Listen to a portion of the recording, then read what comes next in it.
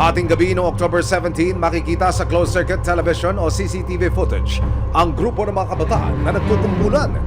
Pero sa mga susunod na eksena, isa-isa nang binabato ng mga kabataan ng ilang bahay sa kalsadang ito. Maya-maya pa, isang grupo ng mga lalaki ang sumugod at hinabol ang mga kabataang nambato ng bahay.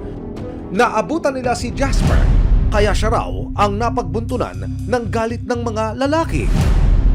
Ano ginawa sa'yo? Ano po, inambahan po ako ng gunting tapos po binugbog na po ako doon. Okay, tapos pagkatapos ano nangyari? Yun nga po, may nakakita na po sa aming barangay tanod. Kinukuha na po ako ng barangay tanod, ayaw po nila ako ibigay. Paanong ayaw? Bakit mo nasabing ayaw?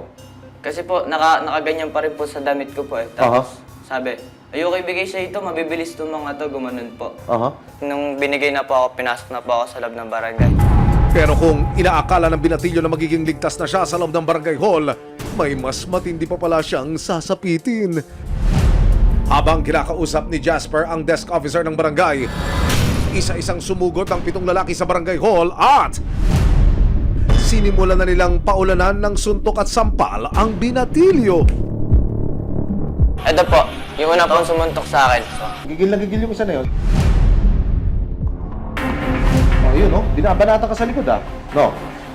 Ito nakadilaw, anong gagawin nito? Ito. Sampalin po eh. Oh, sinampal ka. Nung binanatan ka dyan sa kanang mata mo, anong naramdaman mo? Blackout na po eh. Nalaman ko na din po na may bumubugbog pa po sa akin sa CCTV na lang po.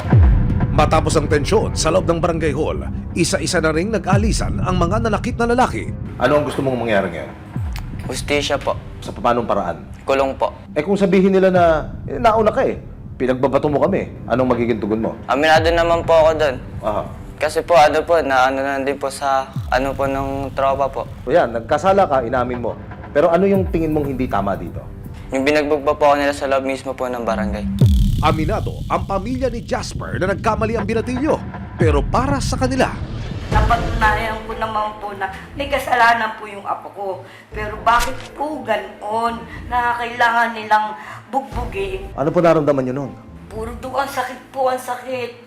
Kaya tinatanong ko sa kanya, sinong gumawa sa kanya noon? Bakit ganon? Pero wait, there's more. Dahil si Jasper may isa pa raw na ibubunyag. Wala man lang daw kasing tumulong sa kanya habang binabanatan siya sa loob ng barangay hall.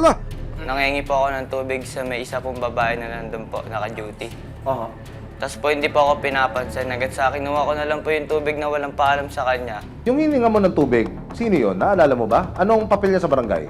Bouncy po. Paano mo nalaman Bausi? Bausi, Violence Against Women and Children. Sa ano po, nandito Officer rin yun. po siya sa may desk officer May nakasulat dito? Apo. Makikita mo sa video, meron tanod doon.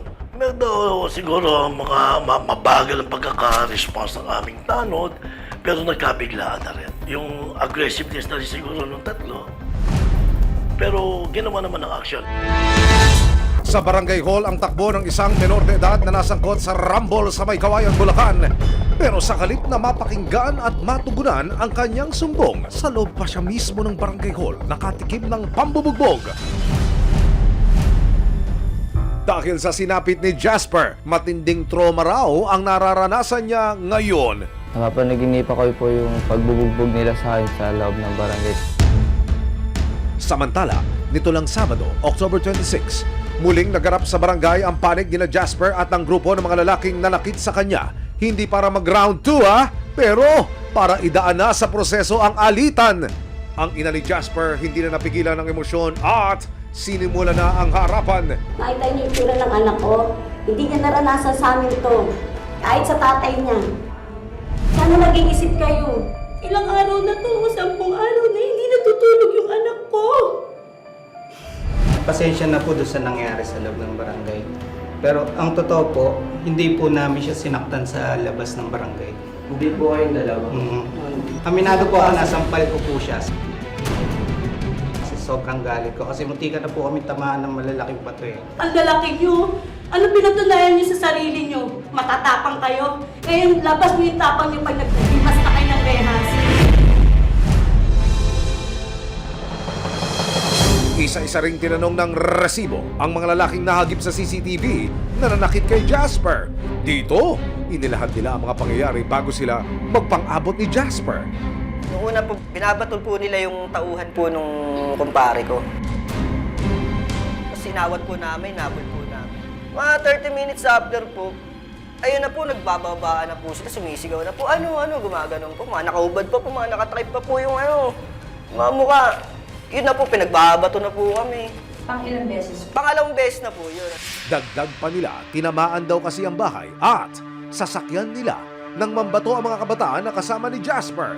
Yung pangalawang pagbabato po nila, ito na po pinagtatamaan na po yung sakyan, yung mga gate po ng mga kapitbahay po ng tropa ko. At ang kanila pang depensa, Hindi po mangyayari yung kung pinagbawalan po sila ng mga guides na wag nang lumabas kasi may curfew na pinatutupad tayo. Kung dinisiplina po niyo yung mga apo niyo, dapat hindi po nasa labas yan, nasa bahay lang po yan. pero habang umahaba ang naging usapan, naging matigas pa rin ang panig ng pamilya ni Jasper. Pangungunahan ko na kayo. Gusto ko kayo talaga makulong. Pasensyahan talaga. Dahil hindi ko katarungan yung ginawa niyo sa akin ko. Pinagtulong-tulungan niyo. Ang mga lalaki, desidido ring magsampa ng reklamo laban kay Jasper. Naka-counter din po kami nito.